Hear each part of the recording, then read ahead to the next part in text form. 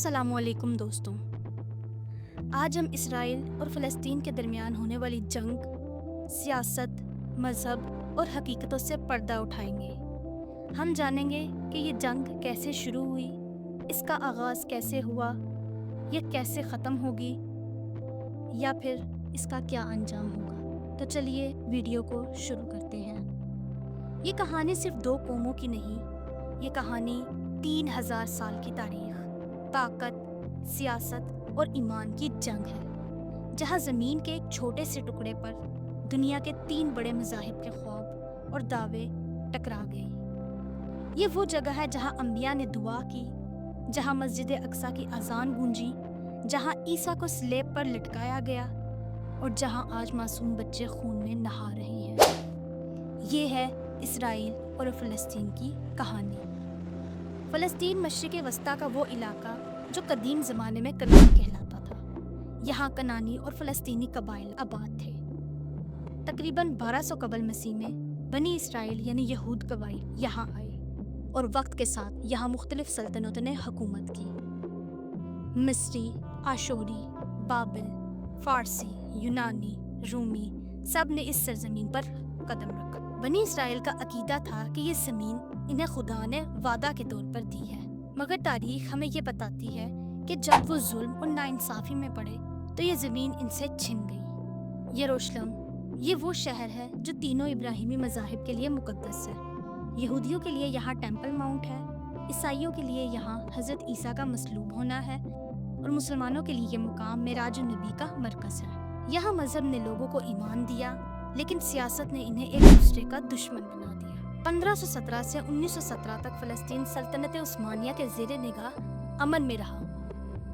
یہاں مسلمان، یہودی اور عیسائی ایک دوسرے کے ساتھ رہتے تھے۔ یروشلم میں امن، تجارت اور مذہبی رواداری کی مثال قائم تھی۔ عثمانی نظام میں مذہبی برادریوں کو خود مختاری حاصل تھی۔ یہ وہ آخری وقت تھا جب فلسطین میں حقیقی سکون تھا۔ 1800 کی دہائی کے آخر میں یورپ میں زیونسم کی تحریک اٹھی، یہودیوں کے لیے ایک قومی وطن کی تحریک۔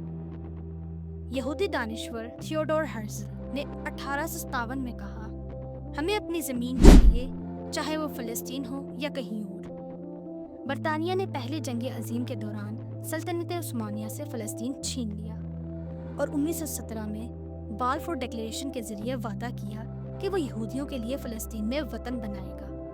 یہ وہ لمحہ تھا جب فلسطین کی قسمت تحریر کر دی گئی۔ 1940 کی دہائی میں یورپ سے لاکھوں یہودی فلسطین آئے۔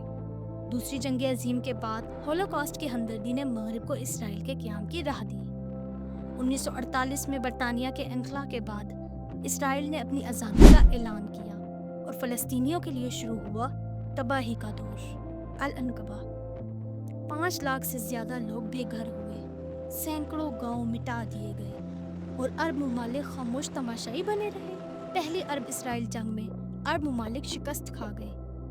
1967 کے 6 روزہ جنگ میں اسرائیل نے غزہ، مغربی کنارہ، گولان ہائٹس اور مشرقی یروشلم پر قبضہ کر لیا۔ 1973 میں مصر اور شام نے جوابی حملہ کیا، مگر سیاسی سازشوں نے اسرائیل کو پھر بچا لی۔ ان جنگوں نے یہ ثابت کیا کہ طاقت بندوقوں سے نہیں بلکہ عالمی حمایت سے ملتی ہے، اور اسرائیل کے پیچھے امریکہ کھڑا تھا۔ غزہ آج دنیا کی سب سے بڑی کھلی جیل ہے۔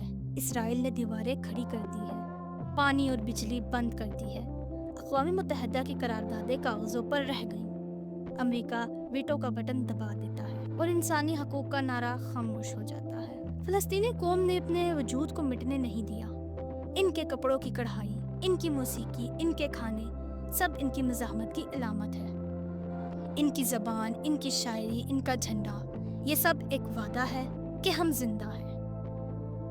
اکتوبر 2023 میں جب اسرائیل نے غزہ پر دوبارہ حملہ کیا، دنیا بھر میں آوازیں اٹھیں، مگر مغربی میڈیا نے جھوٹ اور حقائق کو ملا دیا۔ سوشل میڈیا پر فلسطینی نوجوانوں نے سچ دکھایا اور دنیا کو یاد دلایا کہ ظلم کا پردہ ٹوٹ چکا ہے۔ امن صرف جنگ روکنے کا نام نہیں، امن انصاف کے بغیر ممکن نہیں۔ جب تک فلسطینیوں کو حق خدا رادیت نہیں ملتا، یہ سرزمین کبھی خاموش نہیں رہے گی۔ ایک دن آئے گا جب مسجد اقصیٰ سے اذان، چرچ کی گھنٹی اور معبد کی دعا ایک ساتھ سنائی دے گی۔ तब इंसानियत जीतेगी, सियासत नहीं। अगर आपको वीडियो पसंद आई हो तो लाइक करें, सब्सक्राइब करें और देखते रहें हिस्ट्री एंड डॉक्यूमेंट्री, जहां हर वीडियो एक नया दरवाज़ा खोलती है और लोगों को सच से आगाह करती है।